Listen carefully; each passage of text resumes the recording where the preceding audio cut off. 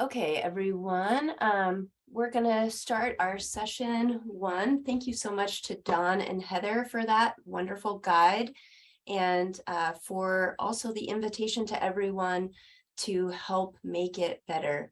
So we're going to turn it over to Jennifer Roberts. Thank you. Hi, everyone. Hope you all can hear me clearly. I'm actually doing this presentation from my hotel in Boston, and I will be leaving afterwards to go catch my flight.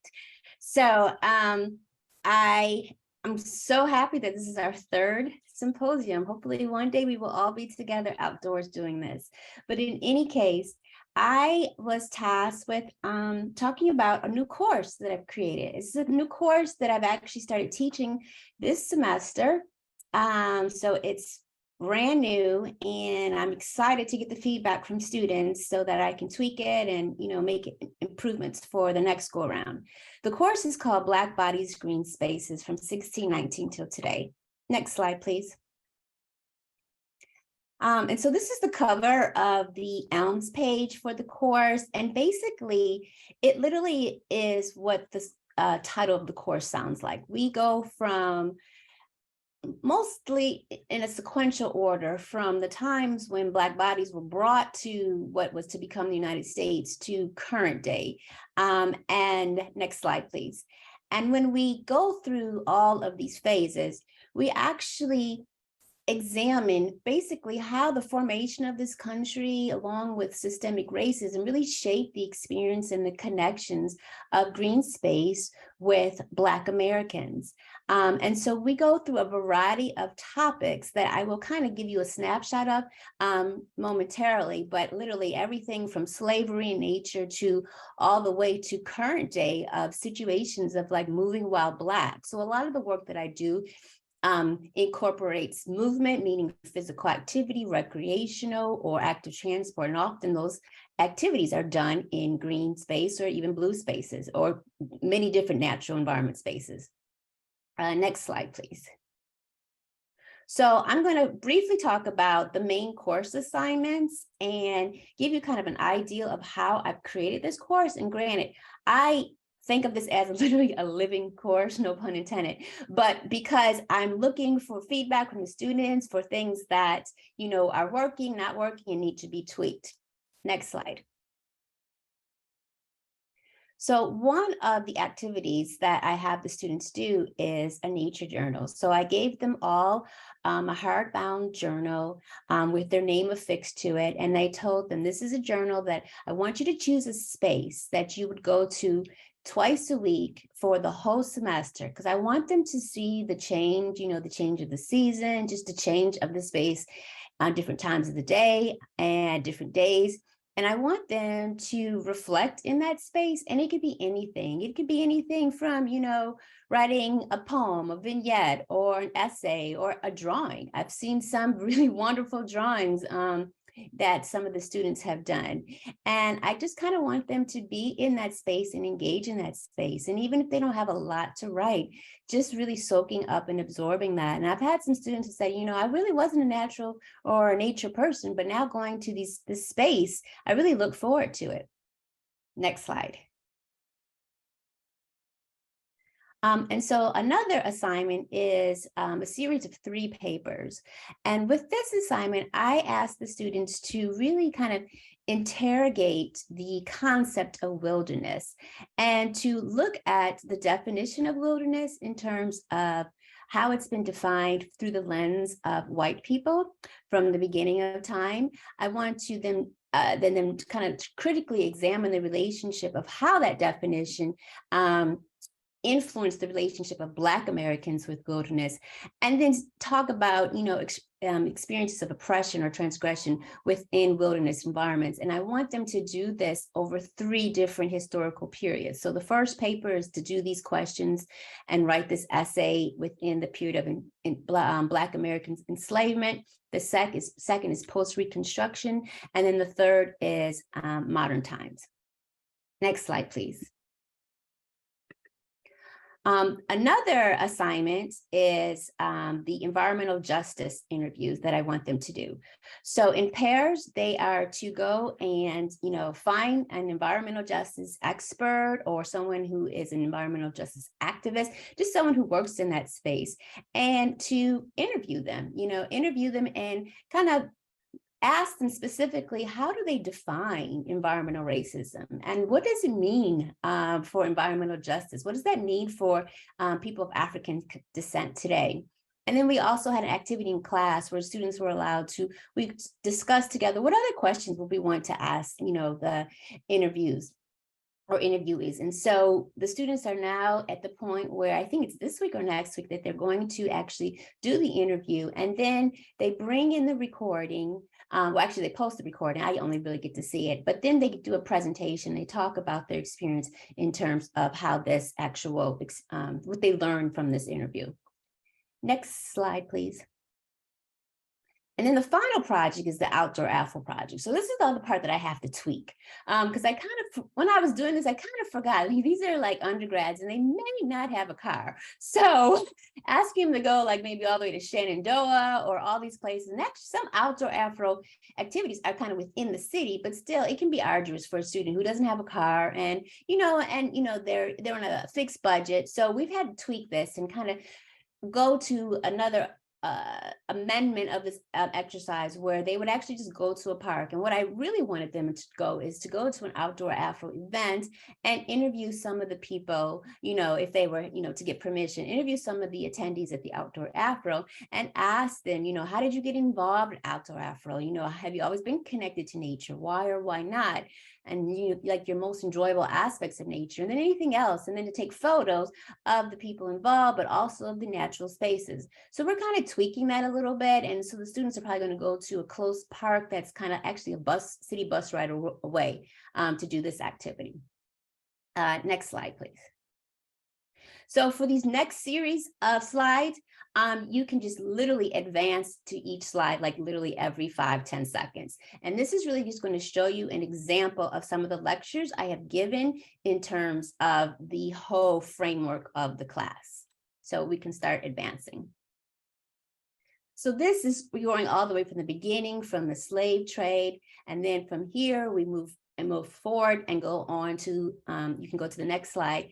And we talk about forms of expression while folks were enslaved. For example, how African-American use natural elements to dye their clothes. This is a great documentary that we've shown in terms of the Atkins Arboretum and how that played a role in the Underground Railroad with Harriet Tubman. So that's a great piece that we've also incorporated. Next slide.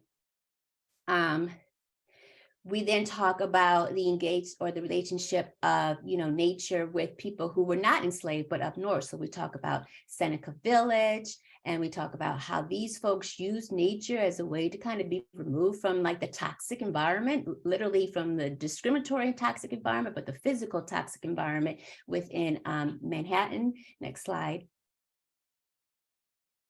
We then also talk about the relationship between Africans, enslaved Africans, and indigenous people. And this kind of then introduces us to the next slide where we start to talk about land grants and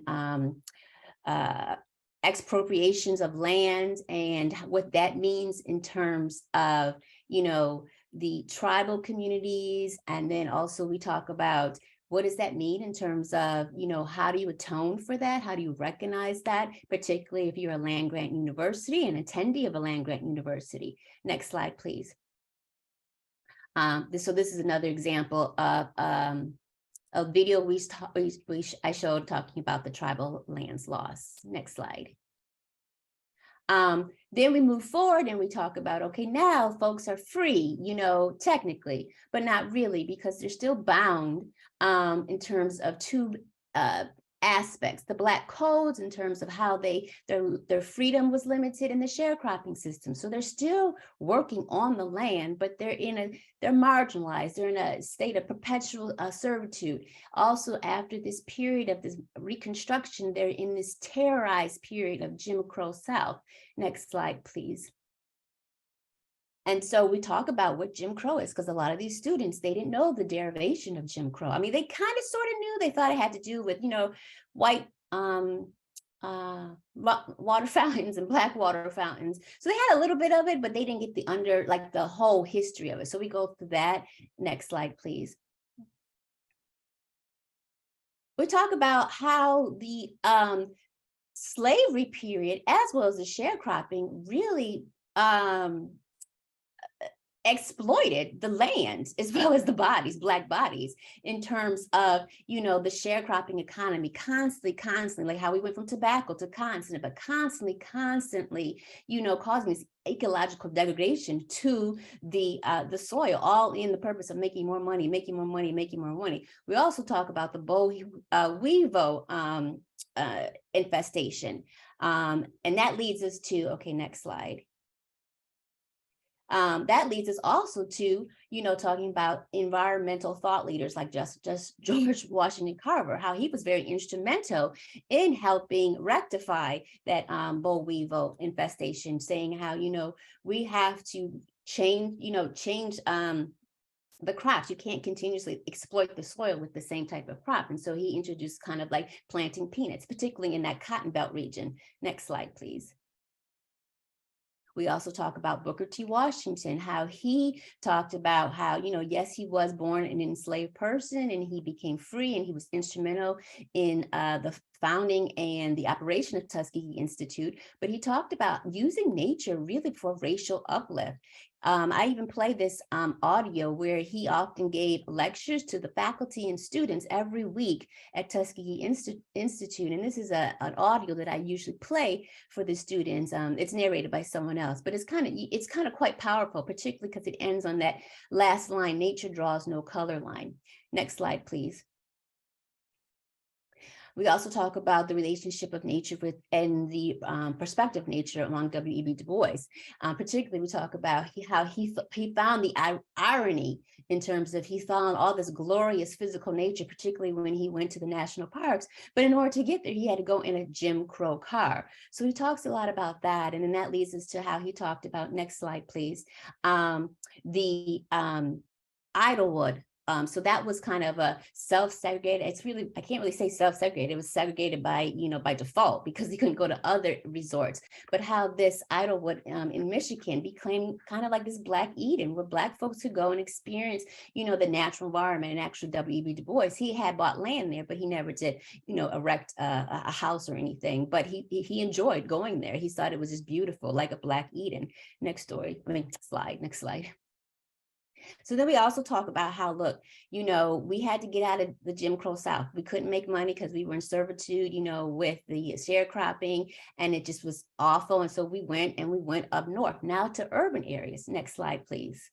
And so with this great migration, 6 million African Americans went to these urban areas. And one of the most popular, along with Detroit and New York City, but was Chicago. And so you can see on this figure, you can see how initially in 1920, well, you can't really see from this, but initially in 1920, Black Americans only were about 5% of this tiny little swath of what is now known as the Chicago Black Belt.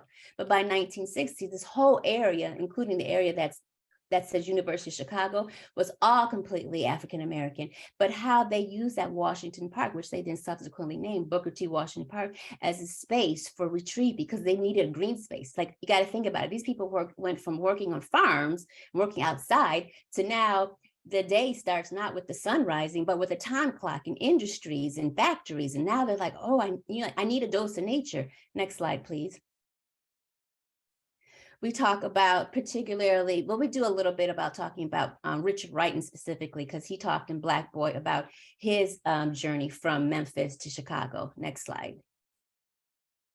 Particularly since, he had that phrase, the warmth of other suns, hence that was a title that was in a recent book recently, but that was a title he used for his Black Boy. But he talked about when he got to Chicago, there were no curves, there were no trees. And so he was like, what is this?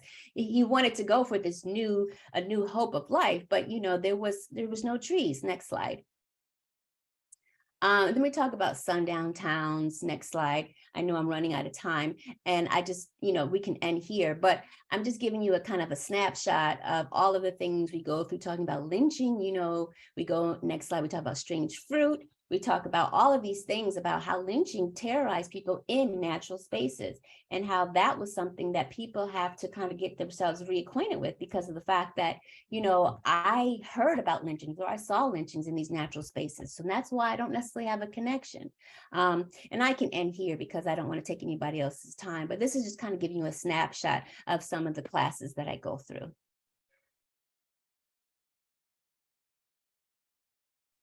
Wonderful. Thank you so, so much, Jennifer. Sure.